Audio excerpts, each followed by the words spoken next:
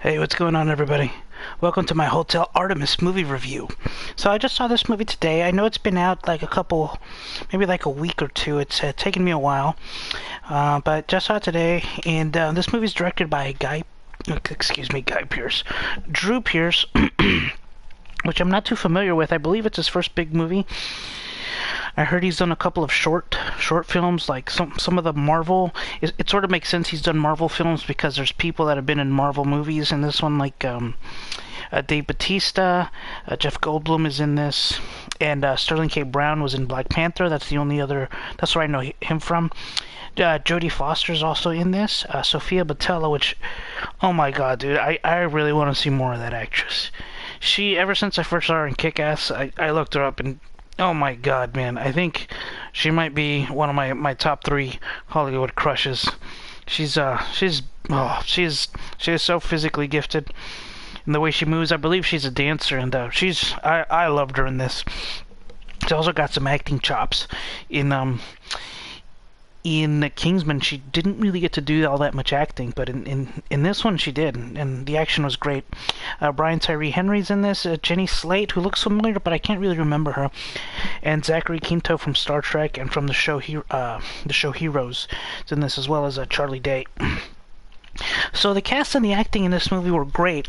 I thought this movie was like about the hotel in John Wick, in which it is, but it takes place 10 years later, and it's kind of run down and closed, and it's just about this. They turned like one floor of it into a hospital for criminals, and it takes place in the future, in like 2027, I believe, or something like that. The world creation is good, the lore is good. The problem is they have a ton of storylines going on, and there's a lot of things that the characters do that don't make sense. Now, the acting is good. All the actors were good in this. And I think, like, Dave Bautista, this is the best acting I've seen him do. He was really good. But there's a lot of stuff that happens, like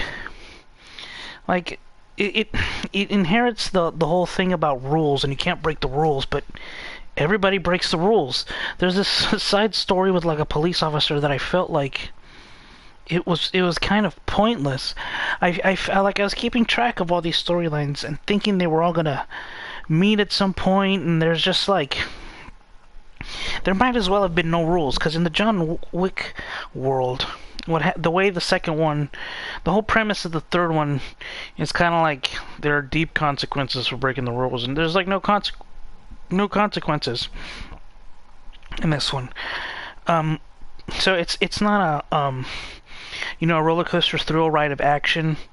Again, it's a slow burn. That seems to be like my word of the week. It's a slow burn, and I kind of wish there was a bit more of a payoff at the end. I feel like it was a little bit lacking in action. This is not an action movie. It's not. It's more of I don't know what you would call it, man. I actually, it's like. I actually don't know how to classify this movie. There is some action in it. It's almost like a suspenseful drama, suspenseful action drama, I guess. Yeah, I guess that's kind of how it would be. Because there's yeah, something was lacking in this movie. It wasn't a bad film. I'm gonna say it's an above-average film. And I had my word to describe it, but I forgot it now. Would I recommend go see this movie? If you really like John Wick lore, I think you're gonna like it, but don't go expecting to see John Wick with all the superheroes, or not superhero, but all the super action and the fighting that's not in this film. There's sometimes when you think, oh, here it comes, and no.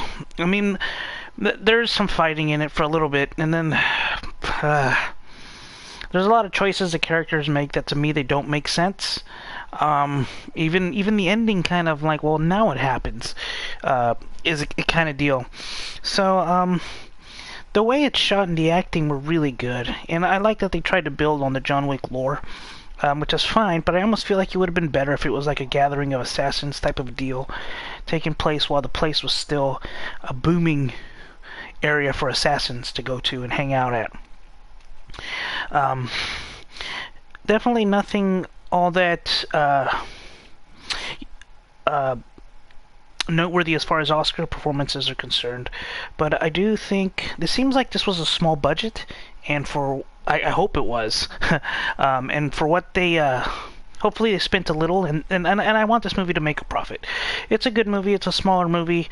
It doesn't, not everything has to be some over the top thing, and really it's the performances that stitch this movie together. It's just so hard to describe what it was.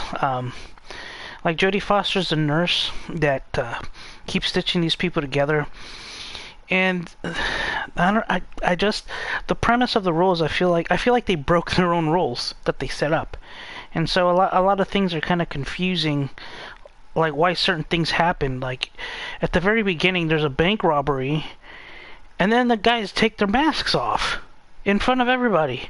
Like why would you do that? Like that's not really a spoiler, but like it's in the first like 2 minutes, 2 minutes of the movie. Like that, why'd you wear the masks then? It just made no sense. If I had to describe this movie in one word, it would be